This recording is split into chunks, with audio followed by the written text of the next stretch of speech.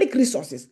We have to be able to hold government accountable to publish all the monies, all the account government contracts, license, and land sale. All these things, land sale, this thing needs to be out. It's a constitutional right for us to have it. We have to be able to demand it. We have to be able to ask about it so that we can see who is abusing our resources, who is being bought by this, who bought the politicians, who bought our government, and make sure that these things are gone. Independent institutions again. We have to strengthen our institutions. We have to. The judiciary, the auditor general, they are doing fantastic job. We see with the auditors. The anti-corruption commission is a lame dog lying there. We have to strengthen it so that they can control what is happening, and they cannot also be controlled by the executive. That's it. And then appointment merit based, back to the institution again. You should be able to appoint people not based on, but I like Baro like me, Baro, you are employed. You are supporting Baro, you are employed. You are singing Baro's place, you are employed. That should die because state capture flawless in these things. We already have the solution for state capture, because if we do that, believe me, Ibrahima, even politicians will be very careful because they know the media is on them, the citizens are on them, the institutions are so strong that they cannot filter through. They can promise whatever they want, but when they get into power, it's difficult because the institutions won't allow them. You will have some that slip, but not at this stage when it's so rampant. And that's why the government is not interested in all these things. The government is not interested in all these things. And then also this two-term limit. Two-term limit is not just a thing. It's a reality, because when we have government for 2 terms, presidents will be very careful. They will be so careful because they know after that you are assessed, you are evaluated. They know you are going to come there, you don't do your work, you don't deserve another term. We have to, as Gambians, learn to elect and unelect a leader. Europe was not built by one day. They were corrupt as well. There were problems like we are having. Norway, there were times where they were starving in Norway, to the point that Norwegians went to exile to the US, to Scotland. That's why you have a high level of Norwegians in the US, Scotland, because they were starving as well. But they brought these check and balances.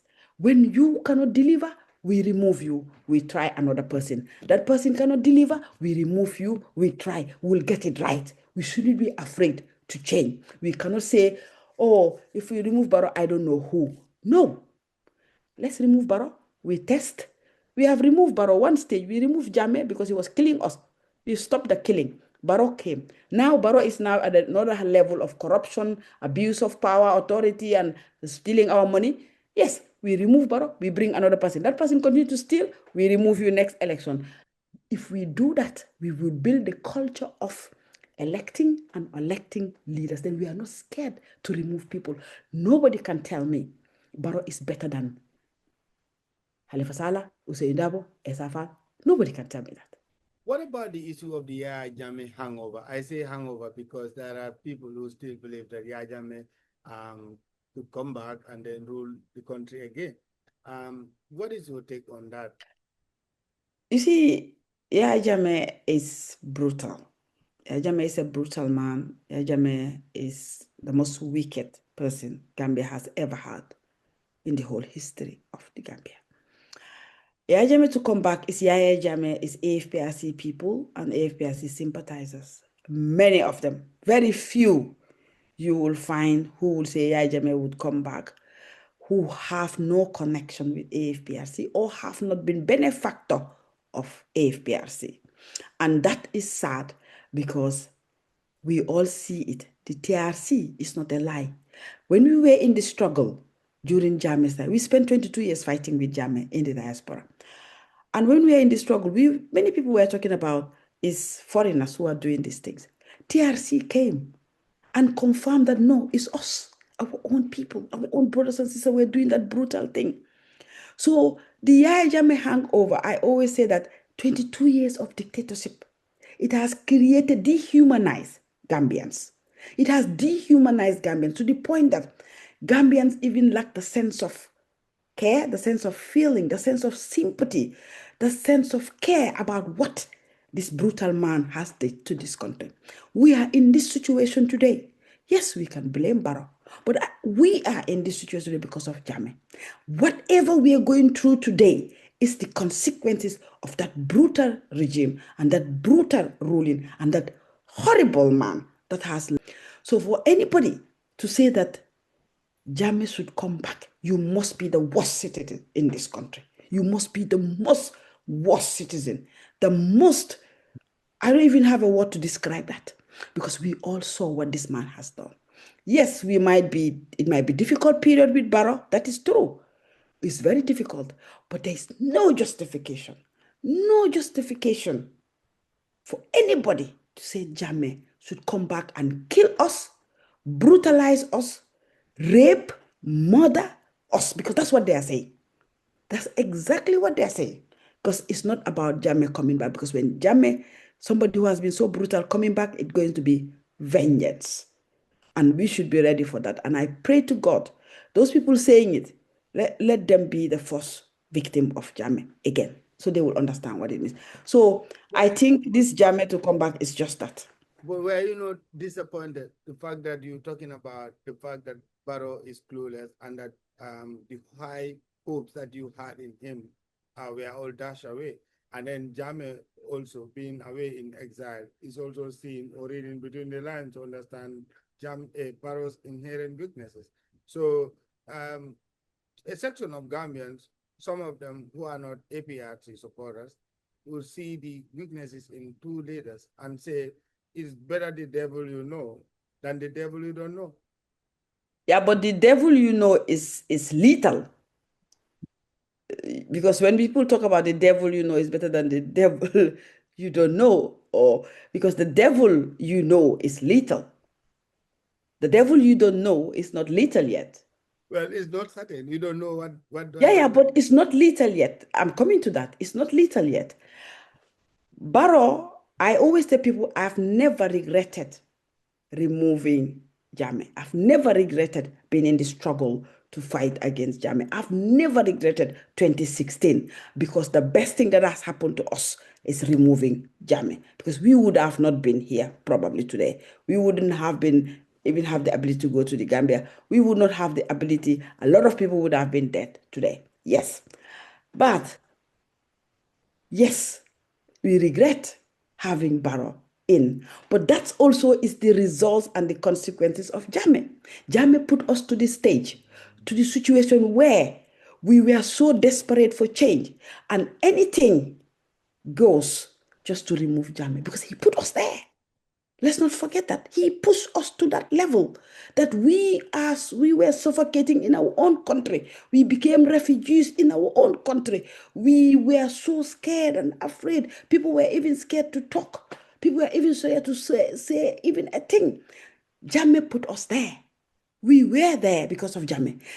Barrow is a repercussion of Jammeh. Barrow is the result of Jammeh's bad deeds. So we will live with that. We will work on that and change because that is a stage. 22 years is not a joke.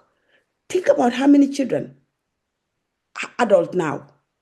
They lived all they know is brutalities. All they know is lies, killing, fake, false, insult. Today, even the generation of insulting, these are all things that came from Jammeh. These are all things that are came from Jammeh. When people say an insult, people talk about because Ghanaians have democracy, that's why people are insulting. No, it's Jammeh's generation. It's the Jammeh generation. Because this is what they were born into, or this is what they grow into.